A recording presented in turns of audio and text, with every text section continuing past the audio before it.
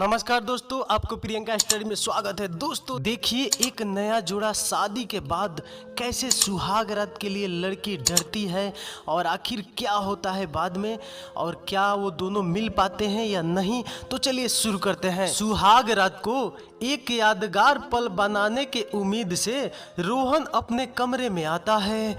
उसकी नई नवेली दुल्हन दिशा मैरून रंग की साड़ी पहने लंबे घूंघट ओढ़े बैठी होती है। रोहन की आहट से उसका पूरा बदन एक बार सर से लेकर पांव तक कांप जाता है।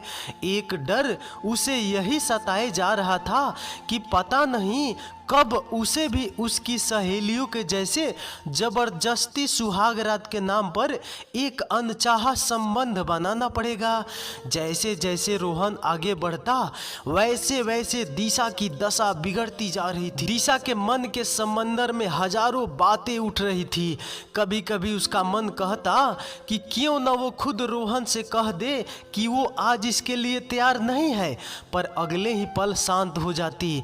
अभी अनेकों बातों में उलझी पड़ी थी कि उसे रोहन की आवाज आती है। रोहन बोलता है, जी मैं कह रहा था, मैं सामने सोफे पर सो जाता हूँ। मुझे लगता है अभी हम एक दूसरे को समझ ले तो अच्छा होगा। इतना कहकर रोहन ने एक तकिया उठाया और सोफे की ओर चला गया। दिशा को मानो मन चाहा वरदान मिल गया हो। मन ही मन काफी खुश थी और रोहन की बात सुनते ही उसका जी कुछ हल्का हुआ। पूरी शादी दिशा की इसी बात के खौफ से बीत गई थी। आज उसे कुछ इत्मीनान हुआ। दिशा के लिए सुहाग रात दो जिस्मों का नहीं बल्कि दो आत्माओं का मिलन था। किसी को बिना जाने समझे कैसे खुद को उसे समर्पित करे। रोहन के इस अंदाज ने दिशा के मन में एक कोना स्थापित कर लिया था। अगले दिन सुबह सुबह जल्दी उठ दिशा अपने पति रोहन के लिए चाय लिए रोहन के पास आती है। रोहन को चाय भी पिलाना था, मगर उठाए भी तो कैसे। बड़े हिम्मत कर 2 से 4 बार आवाज लगाने के बाद भी जब रोहन टस से मस न हुआ तो दिशा ने अपने कांपते हाथों से रोहन को स्पर्श किया। दिशा के स्पर्श मात्र से रोहन की आंख खुल जाती है। आंखों के सामने चांद जैसा खूबसूरत से चेहरा, गुलाबी होठ, बड़ी बड़ी आंखें, भीगे उलझे केस। दिशा को देख एक पल के लिए रोहन किसी और ही ख्यालों में खो जाता है। तभी दिशा के बालों की बूंद रोहन के चेहरे पर पड़ती है, जिससे कि वो सकपका कर उठ जाता है। रोहन बोलता है, ओह आई एम सॉरी दिशा जी, चाय लाई थी आपके लिए।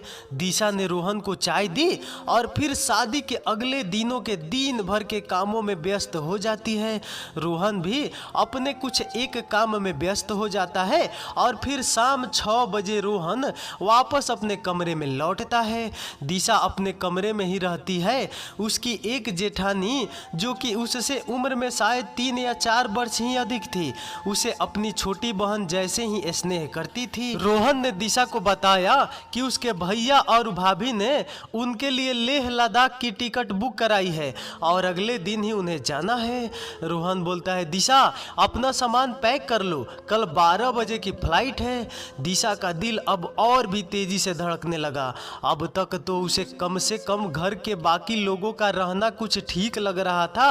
अब जब अकेले रोहन के साथ जाने की बात आई तो उसका डर उस पर हावी होने लगा। दिशा ने सर हिलाकर हामी भरी और अपना और रोहन का सामान पैक कर कमरे में ही रख देती है।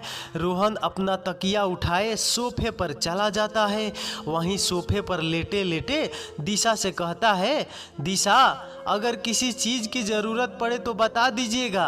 आशा करता हूं कि आपको यहाँ कोई तकलीफ न हो रही होगी। दिशा धीमे आवाज में बोलती है, जी सब ठीक है, बस कुछ डर सा लग रहा है। रोहन अपने माथे से हाथ हटाते हुए बोलता है, कैसा डर?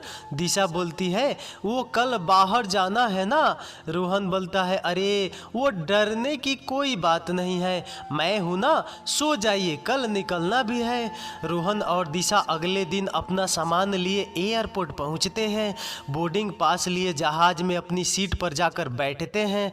दिशा आज पहली बार जहाज में बैठी थी, इसलिए उसे ज़्यादा डर लग रहा था। रनवे पर जहाज के दौड़ते ही दिशा का डर का पारा चढ़ता ही जा रहा था और फिर दिशा ने कसकर रोहन का हाथ पकड़ अपनी आंखें मूंद ली। जब कुछ स्थिति सामान्य हुई तो अपने आप को ऐसी स्थिति में देख शर्म से पानी पानी हो गई। दोनों कहने को पति पत्नी थे, मगर एक भी बातचीत न हो रही थी। लेह के एयरपोर्ट पर पहुंच वहां उन्हें एक गाड़ी लेने आई और उन्हें एक बड़े ही खूबसूरत से होटल में ले आई। रोहन और दिशा के कमरे की बालकनी से सामने बड़ा ही खूबसूरत से नज़ारा था। बर्फ की पहाड़ियाँ और चारों ओर पेड़, एक सफ़ेद रंग की शांति स्तूप भी था जहां अनेकों पर्यटकों की भीड़ दिखती है। दिशा और रोहन कमरे के बालकनी में बैठे खूबसूरती का आनंद लेते हैं। अब भी दोनों के पास कोई बात न होती है। दोनों के बीच का संकोच दोनों के हसीन लम्हों को बर्बाद किए जा रहा था। रोहन अपने एक नोवेल के साथ और दिशा टीवी के साथ व्यस्त थे। रोहन का मोबाइल बजता है। रोहन बोलता है, हेलो। हाँ विकास, पहुंच गया भाई। रोहन का दोस्त विकास बातों बातों में रोहन से पूछ लेता है कि क्या उन दोनों ने बातें शुरू की। फिर कुछ एक बातें कर उसने अनेकों तरीके बता फोन रख दिया। रोहन बोलता है, दिशा जी क्यों न हम एक दूसरे के जीवन के बारे में कुछ जान ले। देखिए यहाँ हम इतनी दूर एक दूसरे को जानने के लिए ही तो आए हैं। अभी तक तो आपकी आवाज भी नहीं सुना हूँ। धीरे धीरे दोनों ने बातें शुरू की और बातें बचपन से होते स्कूल, फिर कॉलेज और फिर दोस्त यार, धीरे धीरे दोनों ही कुछ सामान्य से हो गए। रोहन बोलता है, दिशा क्या मेरी दोस्त बनोगी। दिशा बोलती है, हाँ क्यों नहीं। पति पत्नी से पहले अगर हम एक दोस्त बन जाए तो ज़्यादा अच्छा होगा। अब क्योंकि दोनों ने दोस्ती कर ली थी, अब इस समय साथ रहने में कोई दिक्कत न आ रही थी। मगर रात होते होते फिर वही डर दिशा के चेहरे पर दिखने लगती है। रोहन आज भी अपना तकिया लिए सोफे पर जाने लगता है। लेह की ठंड बिना रजाई के कट जाए ये हो नहीं सकता। कमरे में सिर्फ एक ही रजाई थी। दोनों एक दूसरे का चेहरा देखते हैं। दिशा बोलती है, सुनिए आप यहीं क्यों नहीं सो जाते। रोहन बोलता है, क्यों आपको डर लग रहा है। दिशा बोलती है, डर नहीं, पलंग काफी बड़ा है तो आप उधर सो जाइए, मैं इधर सो जाती हूँ। रोहन और दिशा दोनों ही अलग अलग कोने में सो जाते हैं। अगली सुबह जब आंख खुलती है तो दिशा खुद को रोहन के बगल में पाती है। ये देख डर के मारे दिशा उठकर बैठ जाती है। ये देख रोहन भी उठ बैठता है। रोहन बोलता है, क्या हुआ। दिशा बोलती है, कुछ नहीं जी। रोहन बोलता है, चलो तैयार हो जाओ, हमें लेह घूमने जाना है। दिन भर घूमने के बाद शाम होते होते रोहन दिशा को लेकर एक रेस्टोरेंट में जाता है। दोनों खाना खाते हैं और वहाँ के माहौल से दोनों ही काफ़ी खुश होते हैं। अब धीरे धीरे दोनों की एक दूसरे से बातचीत शुरू हो जाती है, मगर अब तक दोनों ने ही एक दूसरे को स्पर्श न किया था। आज की रात भी बीती। रात के जैसे ही दोनों एक ही पलंग पर अलग अलग सो जाते हैं। दिशा को एक बात की खुशी थी कि जैसा उसने सोचा था वैसा ही हुआ था। उसके साथ एकाएक आधी रात रोहन की नींद खुल जाती है। आंखों के सामने लैंप की हल्की रोशनी से दिशा का जगमगाता चेहरा उसके सामने होता है। दिशा भी रोहन के बेहद करीब में ही सोई होती है। ऐसे तो रोहन दिशा को देख न पाता, इसलिए एक टक उसे यूं ही निहारता रहता है। दिन भर की उसकी बातें, उसके बोल, उसका चलना फिरना, उठना बैठना, सभी कुछ याद कर रोहन उसे यूं ही देखता रहता है। रोहन दिशा के माथे पर हाथ फेरता ही है कि दिशा हाथों के स्पर्श से रोहन के और करीब आ जाती है और करवट लिए रोहन को पकड़ सो जाती है। रोहन के लिए इससे बड़ी बात कुछ हो ही नहीं सकती थी। जिस दिशा को वो दूर से निहार रहा था वही दिशा उसके बेहद करीब थी। आज रोहन के लिए बेहद ही खुशी का दिन था। रोहन दिशा के चेहरे पर गिरी जुल्फों को हटाने का प्रयास करता ही है कि दिशा की नींद खुल जाती है और रोहन को इतना करीब देख देख डर के मारे उठ दूर जाकर सो जाती है। रोहन कुछ कहना चाहता है मगर बात दिल में ही दबी रह जाती है। रोहन की खुशियां दरवाजे पर आकर वापस चली जाती है। धीरे धीरे रोहन को भी नींद आ जाती है। सुबह दोनों ही उठ एक दूसरे को गुड मॉर्निंग विश करते हैं और फिर चाय की चुस्की के साथ बरामदे में आकर बैठ जाते हैं। दिशा बोलती है आज कहीं नहीं जाएंगे, क्यों न कमरे में ही रहते हैं और बातें करते हैं। रोहन कहता है हाँ जैसा आप कहें, मगर कोई खास वजह तो नहीं। तभी दरवाजे पर दस्तक होती है। रोहन बोलता है रुको देखता हूँ कौन है। रोहन दरवाजा खोलता है तो वहाँ एक फूलों का गुलदस्ता रखा होता है और कोई भी नहीं होता है। इतने सारे फूलों को देख रोहन को याद आता है कि आज उसका जन्मदिन होता है। इतने सारे विचारों के बीच रोहन अपना जन्मदिन ही भूल जाता है। दिशा बोलती है happy birthday Rohan, Disha is for you. Disha Rohan को एक गिफ्ट थमाती है। रोहन गिफ्ट को खोलता है तो उसमें एक बहुत ही प्यारा सा सोने का लॉकेट होता है। रोहन बोलता है ये तुमने कब खरीदा? दिशा बोलती है शादी से पहले ही मैंने खरीद लिया था। रोहन ने थैंक्स कहा और फिर उसे समझ में आया कि क्यों आज दिशा कहीं भी नहीं जाना चाहती थी। रोहन ने अपने बैग से एक गिफ्ट निकाल दिशा के हाथों में रख दी। दिशा बोलती है ये क्या है? रोहन बोलता है दिशा यूं तो जीवन भर कुछ न कुछ तो लेना देना लगा रहेगा, मगर ये मेरी तरफ से तुम्हारे लिए सुहाग रात का गिफ्ट है, खोल कर देखो क्या है। दिशा बोलती है कोई किताब है। खोलने के साथ ही अरे तो ये तो रामायण है, उसे अपने माथे लगाती है। रोहन बोलता है देने को तो बहुत कुछ दे सकता था, मगर आज के लिए उससे उपयुक्त कुछ और न दिखा। रामायण के अध्ययन से तुम्हें जीवन जीने में कोई भी बाधा नहीं आएगी।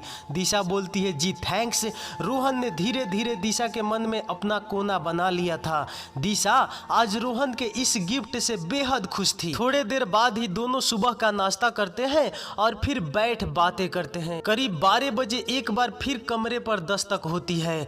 रोहन दरवाजा खोलता है तो इस बार एक ट्रॉली पर वाइन की बोतल, कुछ फूल, एक केक भी होता है। रोहन के इशारे पर रूम सर्विस वाला सब कुछ कमरे में रख टेबल पर रख देता है। रोहन का ये पहला बर्थडे था जो कि इतना खूबसूरत था। दिशा रोमांटिक से संगीत चला, केक को मोमबत्ती लगाकर सजाती है और फिर रोहन और दिशा मिलकर वाइन के साथ केक का आनंद लेते हैं। धीरे धीरे लगभग 3 घंटे यूं ही बातों और वाइन में खत्म हो जाते हैं। अब वाइन भी खत्म होने को आती है। वाइन का नशा दोनों पर ही दिखने लगता है। बातों बातों में दिशा अब पहले वाली दिशा न होती है। रोहन दिशा का हाथ अपने हाथों में ले उससे कहता है। रोहन बोलता है दिशा आज का दिन इतना खूबसूरत बनाने के लिए थैंक्स। शायद ये मेरे जीवन का पहला खूबसूरत जन्मदिन होगा। मैंने कभी भी न सोचा था कि मेरा बर्थडे ऐसा बीतेगा। दिशा वाइन का गिलास रखते हुए कहती है रोहन मैं भी चाहती थी हम दोनों एक दूसरे को पहले समझ ले फिर जीवन के राह पर आगे बढ़ें। इतना कहकर दिशा रोहन के बेहद करीब आकर उसके ओठ चूम लेती है। उस मधुर संगीत के साथ पूरे कमरे का माहौल बदल जाता है। धीरे धीरे रोहन और दिशा दो जिस्म एक जान हो जाते हैं और यहाँ से अपने जीवन की एक नई शुरुआत करते हैं। दोस्तों आपको ये कहानी कैसी लगी कमेंट में ज़रूर बताइएगा कि क्या सुहाग रात के पहले आदमी को समझ लेना चाहिए अपने बारे में।